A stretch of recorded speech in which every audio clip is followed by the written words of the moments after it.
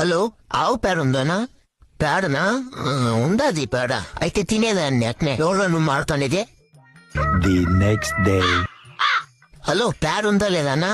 అరే నిన్నే ఉందని చెప్పాను కదన్నా. అయితే తినేదాన్ని. ఎవటో వీడు. The next day. హలో, పేడ ఉందానా? పేడ ఉండిన ఇంకా తినలేదా? తినే త్వరగా. ఎవరురా నువ్వు?